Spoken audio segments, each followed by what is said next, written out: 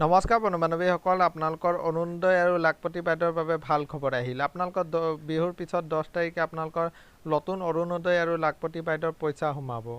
ইতিমধ্যে অসমৰ মুখ্যমন্ত্ৰী ছাৰে ঘোষণা কৰিছে। আৰু আপোনালোকৰ ৰেচন কাৰ্ড থাকিলেই আপোনালোকে আবেদন নকৰাকৈয়ে আপোনালোকে অৰুণোদয় লাভ কৰিব। আপোনালোকে মুখ্যমন্ত্ৰী ছাৰৰ মুখেৰে এবাৰ আপোনালোকে শুনি লওক। পিছত আপোনালোকৰ ঘৰত 10 তাৰিখে অৰুণোদয়ও আহিব আৰু লাখপতি বাইদেউৰ টকাও জমা হ'ব। দুটা কাম হ'ব নে নাই? জাহাজক ভোট দিলে মাজতে জাহাজ বাগৰি থাকিব গৈ পেলাই, কাৰণ জাহাজৰটো কোনো চৰকাৰ নাই। দিল্লীত চৰকাৰ হ'ব নেকি জাহাজৰ? দিছপুৰতো নহয়। এখন ৰেলগাড়ী মোদীজী আৰু মই আগৰ ফালে টানি থাকিম, জাহাজে পিছৰ ফালে টানি থাকিব। তো ৰেলগাড়ীখনটো ক'তো যাবই নোৱাৰিব। যদি আমি কৈছো, আমি কৰি দেখুৱাম। আজি আপোনালোকে চিন্তা কৰক, যেতিয়া আমি অৰুণোদয় আঁচনি আনিছিলো, কি কৈছিল কংগ্ৰেছৰ মানুহবিলাকে? ক'ত এইবিলাক টকা পাব? মাহে মাহে ক'ত টকা পাব? ইলেকশ্যনৰ কাৰণে এইকেইদিন দিছে, ইলেকশ্যনৰ পিছত বন্ধ হৈ যাব। অৰুণোদয় বন্ধ হৈ গ'ল নেকি? বন্ধ হ'ল নেকি? এতিয়া মানুহক কি লাগে? মই মিটিঙত গ'লে কয় যে আমাক অৰুণোদয় লাগে। ইয়াত অৰুণোদয় নোপোৱা কিমান আছে? হাত উঠাওকচোন। নোপোৱা পোৱাবিলাক নালাগে, পোৱাবিলাকেতো জানে। নোপোৱা কিমান আছে? আছে নোপোৱা আছে? এতিয়া নোপোৱাবিলাকৰ অলপ মনটো বেয়া লাগে নে নাই? 10 তাৰিখে যেতিয়া বেলেগে অৰুণোদয় পাই যায়, লাগে নে নাই? তো এতিয়া আমাৰ কাম কি হ'ব লাগে? যে যিসকলে অৰুণোদয় পালে 10 তাৰিখে তেওঁলোকে পইচা পাই থাকক, আৰু নোপোৱাখিনিক আমি অৰুণোদয় দিব লাগে। আজি মই আপোনালোকক কি ক'ব খুজিছো, যে ইলেকশ্যনৰ পিছত আমাৰ যিমান মানুহৰ ঘৰত ৰেচন কাৰ্ড আছে, সকলোৰে একাউণ্টত আমি অৰুণোদয় দিয়াৰ ব্যৱস্থা কৰিম। যিমানৰ ঘৰত ৰেচন কাৰ্ড আছে, কাৰ কাৰ ঘৰত ৰেচন কাৰ্ড আছে হাত দাঙক। সকলোৰে ঘৰত ৰেচন কাৰ্ড আছে। তাৰমানে আপোনালোকৰ ঘৰত এটা এটা অৰুণোদয় দি দিলে আপোনালোকে ভাল পাবনে নাই?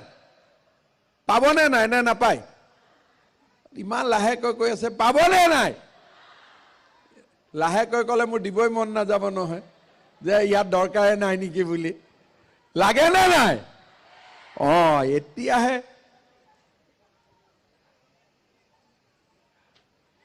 আমাৰ আইতাক লাগে নে নালাগে? আইতা ভালে আছে?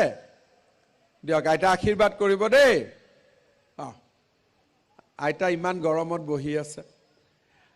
আজি আপোনালোকে চাওক, আমি অসমৰ মহিলাক আত্মনিৰ্ভৰশীল কৰাৰ কাৰণে ক'লো যে আমি বাইদেউসকলক লাখপতি বনাম। কংগ্ৰেছে তাতো হাঁহে, বোলে কেনেকে লাখপতি হ'ব?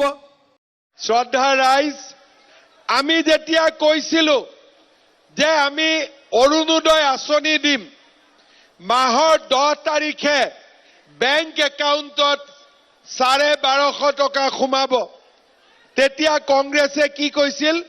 এইবোৰ ফাঁকি আঁচনি, এইবোৰ নহ'ব। আজি মানুহে মোক কি কয়? যে ছাৰ আমাক অৰুণোদয় দিয়ক। তাৰমানে অৰুণোদয় আছে, এই কথাটোতো আজি প্ৰমাণ হ'ল, হয়নে নহয়? এতিয়া মোক কওক, গহপুৰত কোনে কোনে অৰুণোদয় পোৱা নাই? কোনে কোনে পোৱা নাই? পোৱা নাই? পোৱা নাই? পোৱা নাই? এটা দিব লাগিব নে নালাগে? লাগিব। আচ্ছা, মোক এটা কথা কওক, ৰেচন কাৰ্ড কাৰ কাৰ ঘৰত আছে? ৰেচন কাৰ্ড কাৰ কাৰ ঘৰত আছে? ঠিক আছে, ৰেচন কাৰ্ড আছে, ৰেচন কাৰ্ড আছে।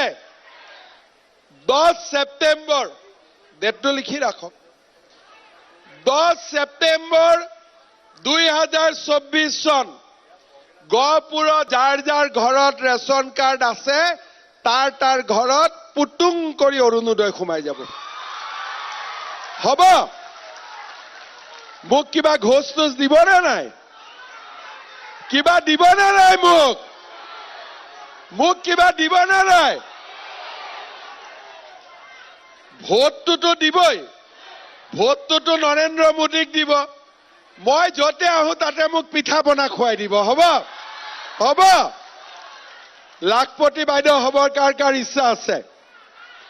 কাৰ কাৰ ইমান কমৰ ইচ্ছা আছে? লাখপতি বাইদেউৰ ফৰ্ম কোনে কোনে ফিল আপ কৰিলে? হাত দাঙক। বাপৰে, চবে কৰিলে দেখোন, চবে কৰিলে। এতিয়া যিসকলে লাখপতি বাইদেউৰ ফৰ্ম ফিল আপ কৰিলে তেওঁলোকৰ একাউণ্টতো সোনকালে পুতুং কৰি 10,000 টকা সোমাই যাব। হ'ব? আচ্ছা, টকাটো পোৱাৰ পিছত গিৰিয়েকক কোনে কোনে দিব? হাত দাঙক।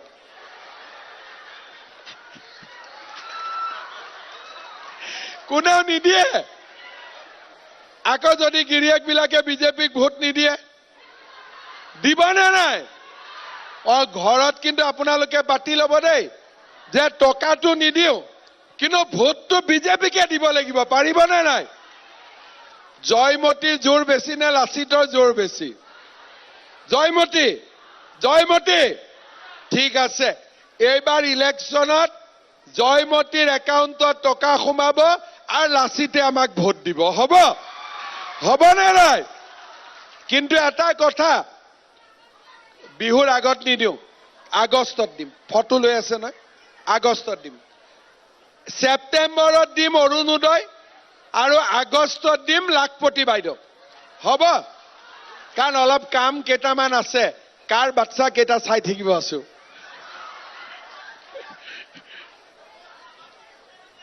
আজি মোৰ এটা অনুৰোধ, ইলেকশ্যনততো ভোট দিবই, ইলেকশ্যনৰ কথা কৈ থাকিম, হৈ যাব।